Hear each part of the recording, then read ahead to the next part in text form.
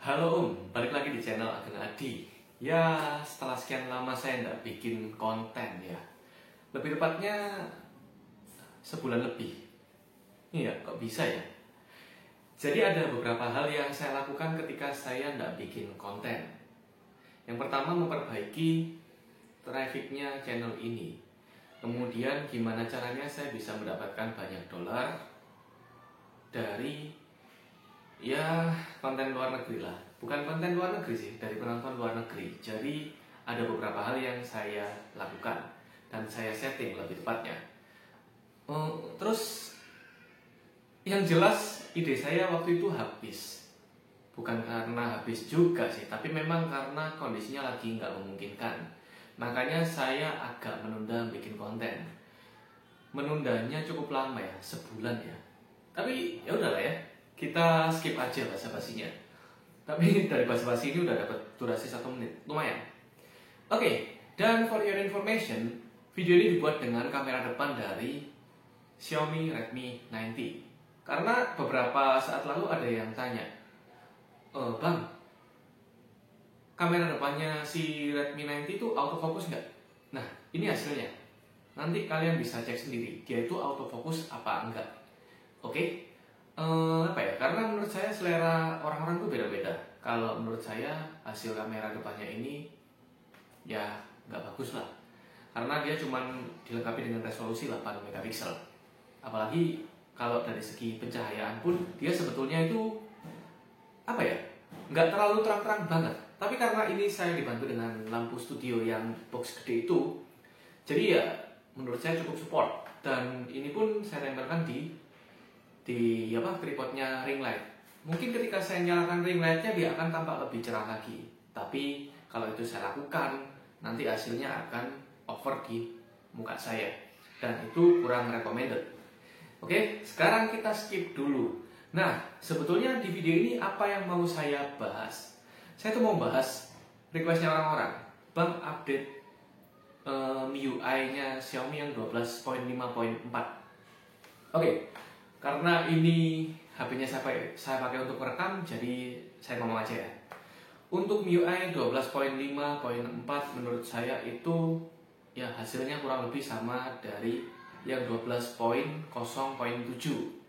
Jadi dia itu kalau dari hal-hal lain seperti kestabilan chipset, dia lebih dingin daripada yang versi sebelumnya. Kemudian kalau penangkapan sinyal ya, penangkapan sinyal di data seluler itu sekali lagi provider kalian pengaruhnya cukup besar. Kalau kalian pakai SIM merah atau simpati itu, bukan simpati, Telkomsel, itu cukup bagus. Tapi kalau pakai si biru atau ungu, ya lumayan lah, not bad. Tapi sekali lagi dikembalikan ke daerah yang dikuasai sama provider itu. Kalau kalian gunakan untuk ngegame, ini cukup dingin. Kecuali kalian gunakan untuk ngegame Genshin Impact secara barbar, menurut saya itu nggak masuk. Oke? Kalau digunakan untuk Mobile Legends atau PES 2021 itu masih sangat worth it.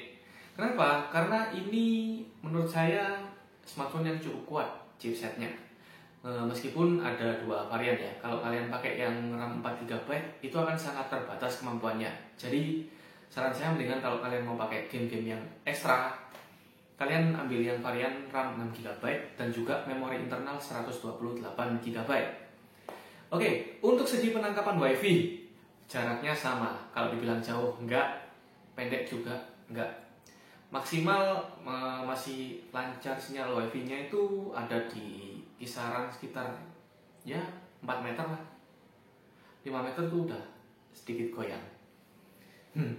Maklum lah, namanya juga smartphone kelas entry level.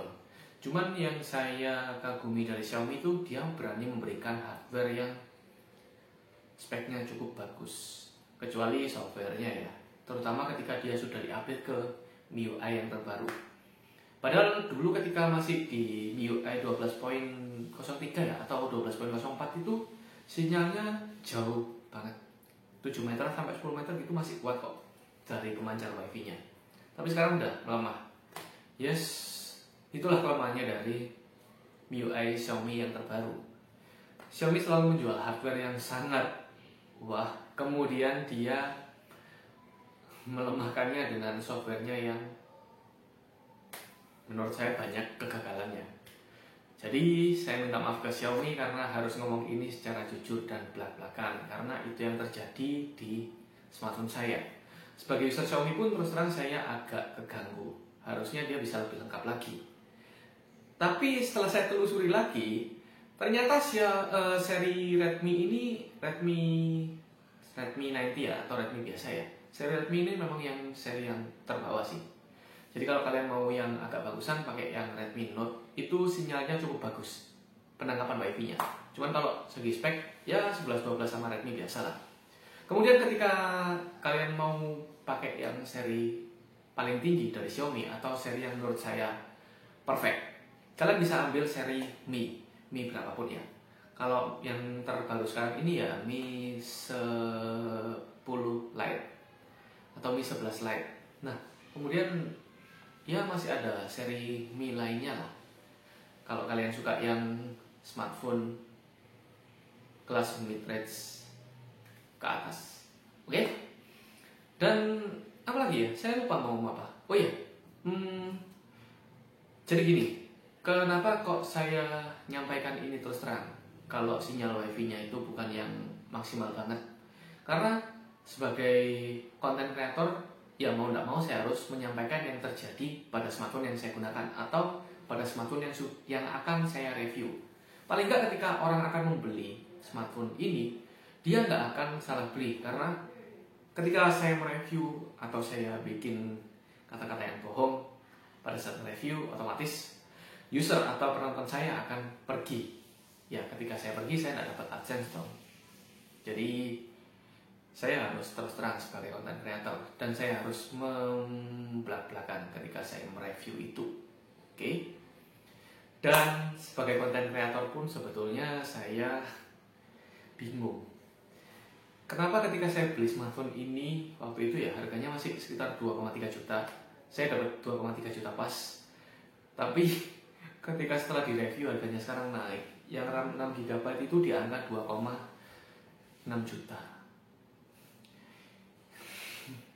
Harusnya kalau budget 2,6 juta itu kalian sudah bisa mendapatkan Redmi Note 8 Pro. Atau kalau kalian pintar negonya, kalian bisa dapat Redmi Note 9 Pro. Tapi ya itulah dunia gadget. Nggak bisa ditebak. Kadang-kadang kalian dapat yang bagus, harganya murah. Tapi ketika smartphone itu betul-betul beken, betul-betul trending, naik daun, kemudian sama pihak brand, harganya langsung dinaikkan. Contohnya seperti Redmi 90 ini. Jadi saya minta maaf kalau saya sudah pernah mereview smartphone yang satu ini. Oke, akan pamit, sampai ketemu di video selanjutnya.